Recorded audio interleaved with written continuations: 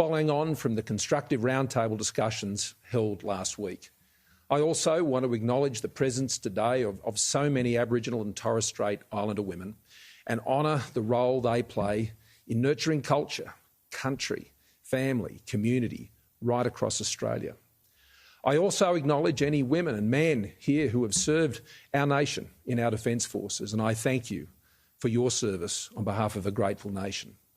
And I particularly acknowledge the survivors of domestic and sexual violence and who are present with us at this summit.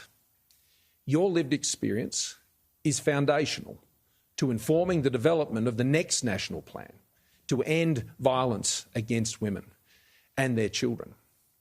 I want to thank you for participating. I want to thank you for your bravery. This is an extraordinary and important gathering. Like you, I wish it was in person, but we adapt to our times, responding to the challenges of the COVID-19 pandemic. This summit is a gathering of Australians from many different backgrounds and experiences lived. It is a place for sharing. It is a forum for listening. It is a platform for change. Your stories, your expertise, your experiences are critical to the next national plan. A national plan that seeks to end violence against women and their children. A national plan that builds on the outstanding work of my predecessor, Prime Minister Gillard, who set us on this course more than a decade ago. A bipartisan course, I'd go further, an apartisan course that has taken us through this past more than 10 years and now establishes the platform for us to go further. It's a big goal that we share, and it is a shared goal to end violence against women and their children. No single person has all of the answers, and neither does any single government. But together, well, that's a different story. Together, we can listen, we can learn, and we can make change.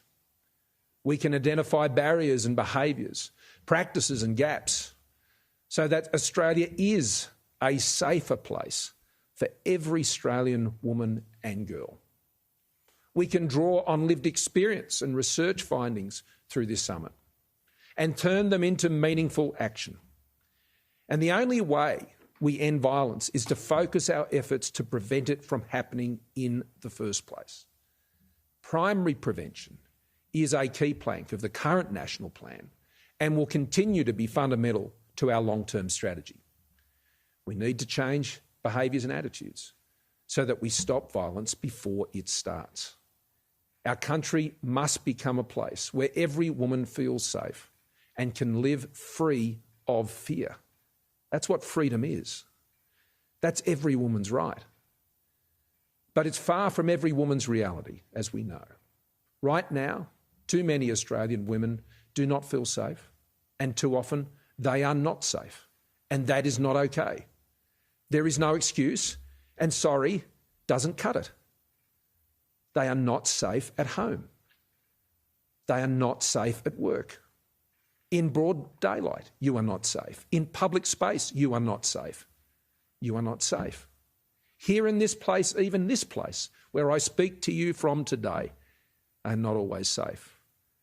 And what started as a conversation about long-standing and serious failings in this very workplace, in this Parliament House, turned into a conversation necessarily about women's experiences everywhere.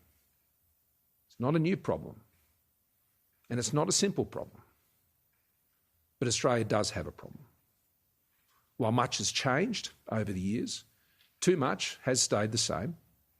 There is still an attitude, a culture that excuses and justifies, ignores or condones gender inequality that drives, ultimately, violence against women. And that's on all of us.